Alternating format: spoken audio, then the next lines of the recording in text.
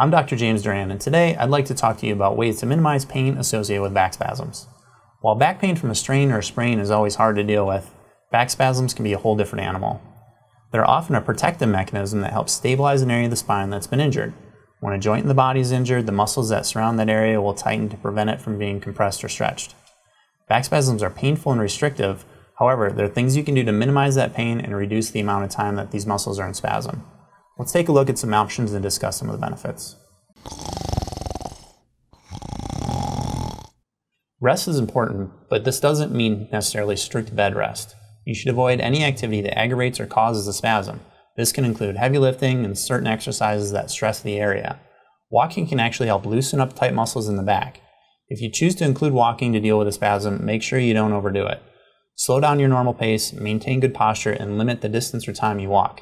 Also, make sure you're not using any jarring steps and be as fluid as possible.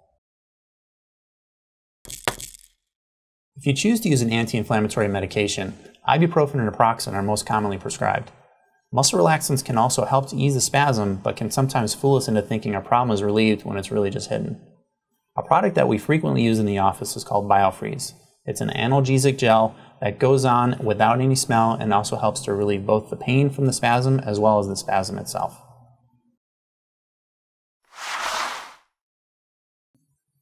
Apply ice to the area of spasm for the first 48 to 72 hours. The recommended method is to apply ice for 15 to 20 minutes, removing for 40 to 45, and then reapplying. Repeat this cycle as often as possible during the first 2 to 3 days after a spasm begins. Using a thin towel or t-shirt between you and the ice pack helps to prevent any frostbite. Many people apply ice for a longer period of time with no ill effects, but sometimes the area becomes too cold and the body starts to pump more blood into that area. When this happens, that's going to increase that inflammation, and the idea is to flush that area. Ice can also help to reduce the use of painkillers as it will raise the pain threshold. Heat can help to promote healing in the area by drawing in nutrients and flushing toxins, but it can also draw more fluid into the inflamed area. If you need to use heat, ideally maximize that 15 to 20 minutes and follow with ice.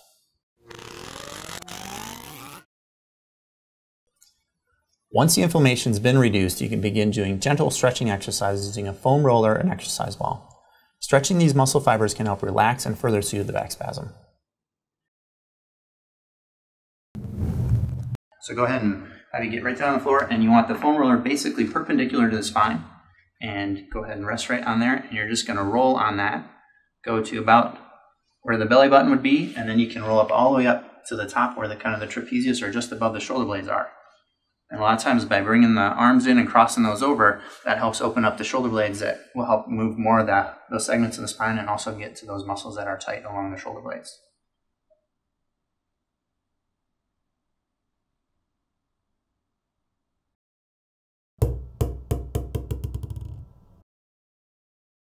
Okay, and another great thing you can use is the exercise ball. And what you can do is go ahead, start in a seated position and then roll that out so that's right kind of in the middle of the back between the shoulder blades there. And this is going to help to stretch those muscles and also kind of introduce some motion into the spine. And obviously when you're doing this, you want to do it next to a chair or couch, so if you do lose your balance, you've got something to grab onto there. And you can lay in that stretched position for a few minutes, and then when you're ready, just go ahead and roll back up into that seated position, and then you are ready to go.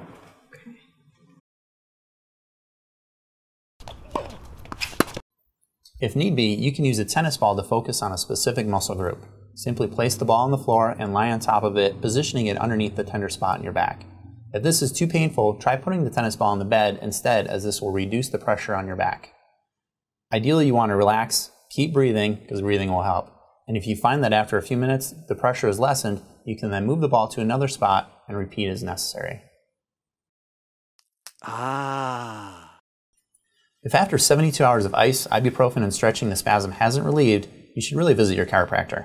By addressing the underlying joint problem, the muscles will no longer need to spasm to prevent that area from being exacerbated. Our office uses a combination of chiropractic, electric muscle stimulation, acupuncture, and laser therapy to address and correct your problem as quickly as possible. I'm sure you found these ideas helpful, so feel free to contact our office and schedule an appointment.